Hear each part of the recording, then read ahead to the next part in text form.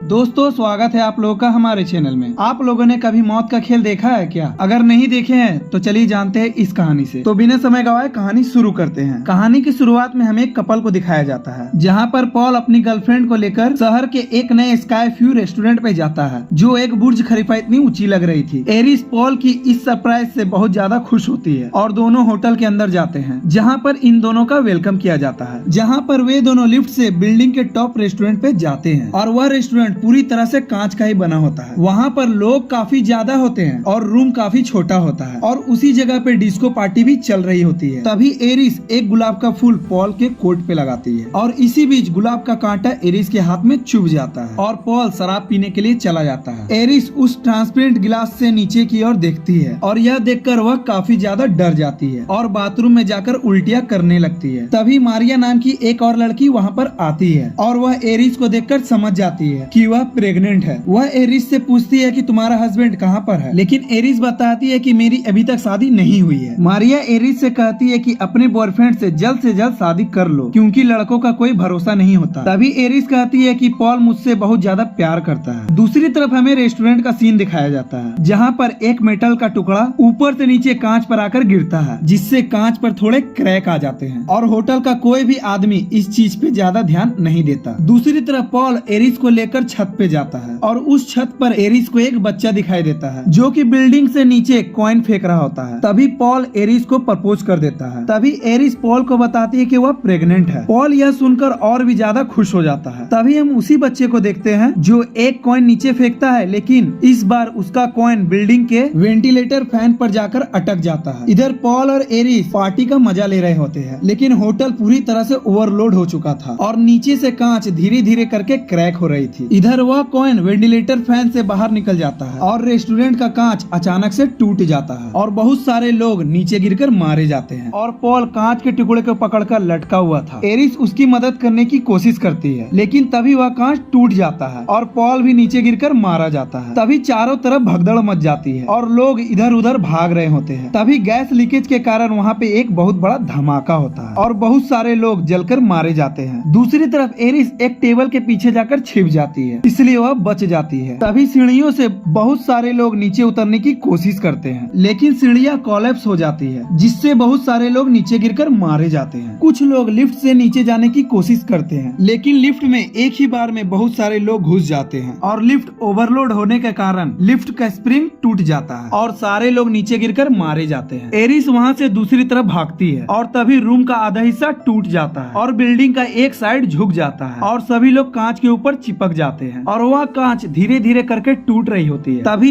एक coin piano के ऊपर आकर गिरता है और पियानो का बैलेंस बिगड़ने के कारण वह पियानो जाकर सीधा लोगों के ऊपर गिरती है और बहुत सारे लोग यहाँ पर भी मारे जाते हैं। दूसरी तरफ हम बिल्डिंग के नीचे उसी बच्चे को देखते हैं जिसने बिल्डिंग के ऊपर उस कॉइन को फेंका था। वह काफी खुश होता है क्योंकि वह जिंदा बच गया था, लेकिन तभी वह पियानो उस बच्चे के ऊपर आकर गिरता है और उस बच्चे की भी मौके पर ही मौत हो जाती है। दूसरी तरफ रेस्टोरेंट पे एरिस को एक बच्चा दिखाई देता है जो कि अब तक जिंदा बचा हुआ था। वह उसके पास जाती है, तभी बिल्डिंग कोलैप्स होने लगती है और एरिस बच्चे को लेकर एक दीवार पर लटक जाती है और उसका हाथ छूट जाने के कारण उन दोनों की भी मौत हो जाती है। दोस्तों यहाँ पर जितने भी लोगों की मौत हुई है वह एक लड़की का सपना में हुआ था और यह सपना एक स्टेफनी नाम की लड़की देखकर जोर से चिल्लाती है, जो अपने क्लासरूम में होती है। तभी प्रोफेसर कहते हैं कि मेरा इतना भी डरावना लेक्चर नहीं था और क्लासरूम के सारे बच्चे उसे देखकर हंसने लगते हैं। तभी रात में स्टेफनी फिर से इसी तरह के डरावने सपने देखकर डर जाती है। उसकी रूममेट उससे कहती है कि तुम कुछ दिनों के लिए अपने फैमिली के पास टाइम स्पेंड करो और वह उसकी बात मान जाती है। कुछ दिन बाद एलिस अपने घर पर जाती है, जहाँ वह अपने छोटे भाई चार्ली के साथ अपने मामा के घर जाती है और वह अपने 3 कजन से भी मिलती है। स्टेफनी हावर्ड के पास जाती है और एरिस के बारे में पूछती है। हावर्ड एरिस का नाम सुनकर काफी ज्यादा भड़क जाता है और कहता है कि तुम्हारी नानी एक पागल औरत थी। पॉल के मरने के बाद वह हम सबको छोड़कर कहीं पर चली गई, जिससे हमारा पूरा बचपन खराब हो गया और उसी का कारण तुम्हारी माँ डार्लिन भी हमें कहीं छोड़कर चली गई। इतना बोलकर वह वहाँ से चला जाता है, लेकिन स्टेफनी को अभी भी आरिस के बारे में जानना था। ब्लेंडा स्टेफनी को अपने पास बुलाती है और एरिस की लोकेशन बताती है कि वह कहाँ पर है। स्टेफनी ब्लेंडा के बताए हुए लोकेशन पर पहुँच जाती है, जहाँ उसकी नानी शहर से दूर एक जंगल में रहती थी। गेट पे जाकर स्टेफनी अपना नाम बताती है और तभी गेट खुल जाता है। स्टेफनी घर के अंदर जाती है और आरिस स्टेफनी स्टेफनी से उसके माँ के बारे में पूछती है। स्टेफनी बताती है कि वह तो हमें बचपन में ही कहीं छोड़कर चली गई थी, तब से हमने उसे आज तक कभी नहीं देखा। उसकी नानी को यह सुनकर काफी ज्यादा बुरा लगता है। स्टेफनी कहती है कि सपने में मैंने आपको और पॉल को स्काई व्यू बिल्डिंग पे देखा था जिस पर आप लोग मारे जाते हो। एरिस कहती है कि जो तुमने सपना देखा था वह चीज मैंने उस होटल के छत पे ही देख लिया था। तो सबसे पहले मैंने उस बच्चे के कॉइन को छीना, फिर नीचे जाकर सभी लोगों को बताया कि यह कांच कभी भी टूट सकता है, और इसी तरह से मैंने मौत को धोखा दे दिया था और बहुत सारे लोग भी बच गए थे। तभी स्टेफनी कहती है कि यह तो बहुत ही अच्छी बात है ना, लेकिन एरिस बताती है कि यह मौत का खेल यहाँ पर रुकने वाला नहीं था, यह बाद में अलग तरीके से शुरू हो गया। जिन लोगों को उस होटल पे मर जाना चाहिए था उसके भी अब बच्चे हो गए थे, और मौत धीरे धीरे करके अपनी गलती सुधार रही है, और मौत उस होटल के बचे हुए लोगों को मार देती है। जिन बच्चों को इस दुनिया पे नहीं आना चाहिए था एक एक करके वह भी मारे जाते हैं। मैंने पॉल को भी बचाने की कोशिश की, लेकिन मैं मौत को धोखा नहीं दे पाई और पॉल की भी कैंसर से मौत हो गई। तभी स्टेफनी पूछती है कि फिर मुझे वह सपने क्यों आ रहे हैं। एरिस बताती है कि शायद मौत अब तुम्हें अपने साथ ले जाना चाहती है, लेकिन जब तक मैं जिंदा हूँ मेरे परिवार वालों को कुछ भी नहीं हो सकता, क्योंकि मौत के भी कुछ नियम होते हैं। मैं जब तक इस घर के अंदर हूँ मैं मौत को धोखा देती रहूंगी। एरिस स्टेफनी को एक किताब भी देती है जिसकी मदद से वह मौत को धोखा दे सकती है। स्टेफनी को अपनी नानी की बातों पर बिल्कुल भी भरोसा नहीं हो रहा था और वह वहाँ से जाने लगती है। एरिस वो किताब स्टेफनी को देने के चक्कर में वह घर से बाहर निकल जाती है और स्टेफनी से कहती है कि तुमने मुझसे बहुत बड़ी गलती करवा दी, तुम मेरे से अब 2 कदम दूर चले जाओ। और तभी वहाँ पर मौत का खेल शुरू हो जाता है। वहाँ के सारे सामान हिलने लगते हैं और एक रॉड आकर आरिस के दिमाग में घुस जाता है और उसकी मौके पर ही मौत हो जाती है। अब अगले दिन आरिस का फ्यूनरल किया जाता है जहाँ पर उनके फैमिली के मेंबर आए हुए थे। तभी वहाँ पे स्टेफनी के मॉम डार्लिन भी वहाँ पर आ जाती है। स्टेफनी को अपनी मॉम से बहुत ज्यादा नफरत थी क्योंकि वह उसे बचपन में ही छोड़कर चली गई थी, इसलिए स्टेफनी वहाँ से चली जाती है। कुछ दिन बाद स्टेफनी घर पर उस बुक को देखने लगती है जिसे उसको उसकी नानी ने ही दिया था, जिसे देखकर उसे समझ में आ गया था कि उसके परिवार की जान खतरे में है। और स्टेफनी अपने परिवार वालों के पास जाने लगती है, उन्हें बार बार कॉल करती है लेकिन कोई भी कॉल पिक नहीं करता। दूसरी तरफ हावर्ड के घर पे पार्टी चल रही होती है जहाँ खुशी में बॉबी एक कांच का गिलास तोड़ता है जिससे एक कांच का टुकड़ा बर्फ में जाकर गिरता है और सभी लोग उस चीज का ड्रिंक बनाकर पी रहे होते हैं और वह कांच का टुकड़ा बॉबी के गिलास में ही होता है जिसे वह नीचे टेबल पर रख देता है। लेकिन तब तक मौत का खेल शुरू हो चुका था, सारी चीजें इधर उधर गिरना शुरू हो गई थी। कोल्ड ड्रिंक का गिलास टेबल से नीचे गिरता है और हावर्ड के पैर में वह कांच घुस जाता है और वह नीचे जमीन पर गिर जाता है। तभी ग्रास मशीन चलना शुरू हो जाती है, हावर्ड के मुंह पे चली जाती है जिसके कारण हावर्ड की दर्दनाक मौत हो जाती है। यह सब देखकर पूरी फैमिली सदमे में आ चुकी थी। अब अगले दिन स्टेफनी पूरे फैमिली को उस किताब के बारे में बताती है कि इस मौत के खेल पे सिर्फ जी बचा हुआ था जिसने इस किताब को लिखा है और आरिस के मरने के बाद अब हम सब मरने वाले हैं क्योंकि आरिस ने मौत को धोखा दिया था, यानी कि हमें पैदा नहीं होना चाहिए था। मौत अपनी गलती सुधार रही है और आरिस के जितने भी खून के रिश्ते हैं सभी लोगों को मारने वाली है और अब की बार एरिक मरेगा। यह बात सुनने के बाद सभी लोगों को लगता है कि स्टेफनी पागल हो चुकी है अपनी नानी की तरह और सभी लोग वहाँ से चले जाते हैं। सिर्फ उसकी माँ डार्लिन ही वहाँ पर रहती है और स्टेफनी से कहती है कि मुझे तुम पर बहुत भरोसा है। दूसरी तरफ हम एरिक को देखते हैं जो कि अपने टैटू के शॉप में रात में सफाई कर रहा होता है और शॉप पूरी तरह से खाली होती है। तभी मौत का खेल फिर से शुरू हो जाता है। एक चैन एरिक के नाक में जाकर फंस जाती है और वह चैन धीरे धीरे करके पंखे से लिपटने लगती है जिससे एरिक भी धीरे धीरे करके ऊपर की ओर जा रहा होता है। नीचे जमीन पे शॉर्ट सर्किट के कारण केरोसिन में आग लग जाती है। एरिक चैन को अपने नाक से अलग तो कर लेता है, तभी वहाँ पर बहुत ज्यादा आग लग जाती है। अब अगले दिन स्टेफनी को खबर मिलती है कि एरिक के शॉप में रात को आग लगी हुई थी। वह एरिक के घर में जाने लगती है लेकिन रास्ते में स्टेफनी को एरिक जिंदा हालत में मिलता है, उसे बस हल्की फुल्की चोट ही आई हुई थी। स्टेफनी एरिक को रोड के किनारे हर चीज से दूर रहने के लिए कहती है क्योंकि उसे लग रहा था कि एरिक कभी भी मर सकता है। तभी वहाँ पर जूली आती है जो कि रनिंग कर रही होती है और सामने से एक कचरे का ट्रक आ रहा होता है जो डस्टबिन से कचरे को लोड कर रहा होता है। तभी एक फुटबॉल आकर जूली के सिर पर लगती है और वह डस्टबिन में जाकर गिर जाती है। ट्रक जूली को कचरे के साथ ट्रक के अंदर मशीन में डाल देता है। तभी सभी लोग ट्रक की ओर तेजी से भागने लगते हैं ताकि उस ट्रक को रोककर जूली को बचाया जा सके। इधर ट्रक के अंदर कचरे को दबाने का काम शुरू हो गया था। मशीन स्टार्ट हो चुकी थी। तभी स्टेफनी ट्रक के ऊपर चढ़ जाती है और जूली को बाहर निकालने की पूरी कोशिश करती है, लेकिन तब तक काफी देर हो चुकी थी और जूली की भी दर्दनाक मौत हो जाती है। कुछ देर बाद स्टेफनी बहुत ज्यादा रो रही होती है और सभी लोगों को अब उसकी बातों पर भरोसा होने लगा था। स्टेफनी कहती है कि मुझे लगा कि एरिक मरेगा, लेकिन जूली कैसे मर गई। यहाँ पर एरिक की माँ ब्लेंडा सभी को बताती है कि एरिक मेरे बॉयफ्रेंड का बेटा है, उसका बाप हावर्ड नहीं है। एरिक को यह बात सुनकर काफी बुरा लगता है और वह गुस्से में वहाँ से चला जाता है। तभी बॉबी कहता है कि जूली मर गई है,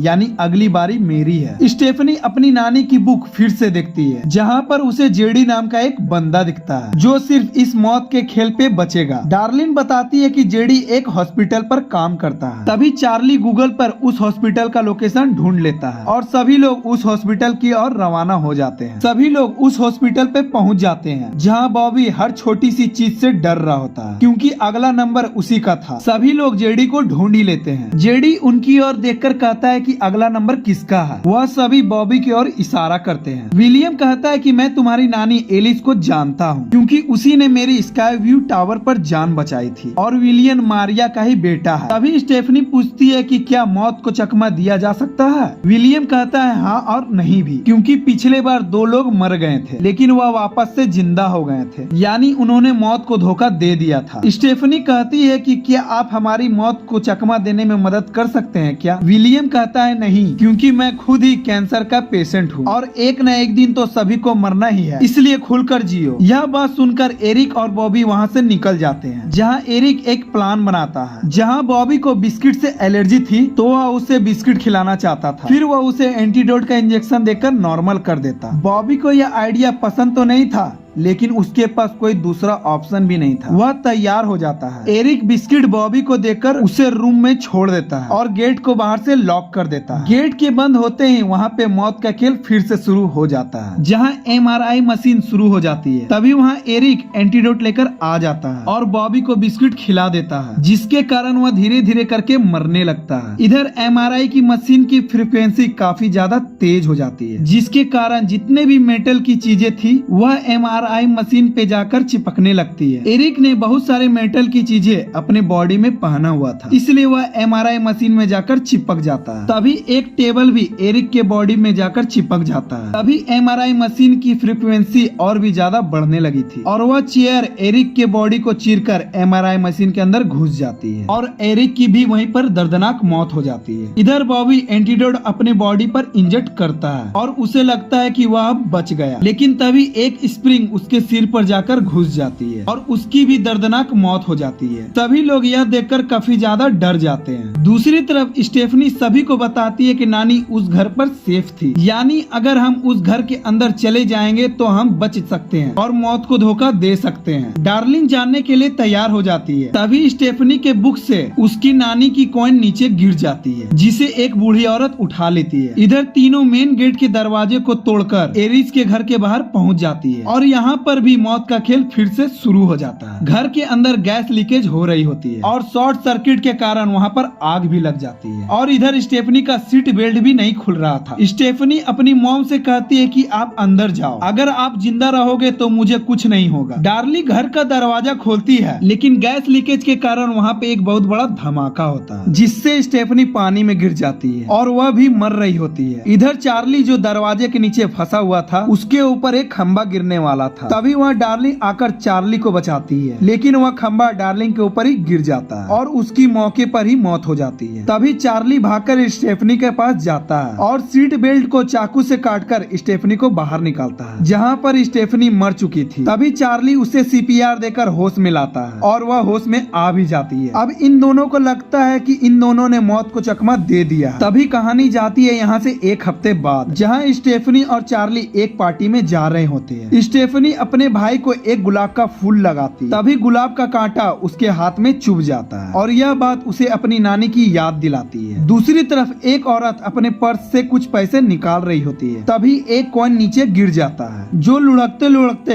एक ट्रेन के पटरी के लोहे के बीच में जाकर फंस जाता है, जिससे ट्रेन पलट सकती थी। इधर मार्टिन स्टेफनी को बताता है कि तुम उस रात सिर्फ 2 मिनट के लिए ही पानी में थी, तुम सिर्फ बेहोश हुई थी, तुम मरी नहीं थी। अच्छा है भगवान ने तुम्हें बचा लिया। तभी स्टेफनी अपने चारों तरफ देखने लगती है क्योंकि मौत का खेल फिर से चालू हो गया था। तभी वही पटरी पर एक ट्रेन आती है और अनबैलेंस होकर उस पटरी से नीचे उतर जाती है और वह ट्रेन स्टेफनी की ओर बढ़ रही होती है। थोड़ी दूर आगे आने के बाद वह ट्रेन रुक जाती है। उन दोनों को लगता है कि वह बच गए, उन्होंने मौत को चकमा फिर से दे दिया। तभी वहाँ पर बड़े बड़े लकड़ी के टुकड़े उनके सिर पर आकर गिरते हैं और उन दोनों की भी दर्दनाक मौत हो जाती है और इसी के साथ मूवी का दी एंड हो जाता है। दोस्तों वीडियो अच्छी लगी हो तो वीडियो को लाइक करें और चैनल को सब्सक्राइब करें। हम जल्द मिलेंगे नई दिन नई वीडियो के साथ। Till then bye bye.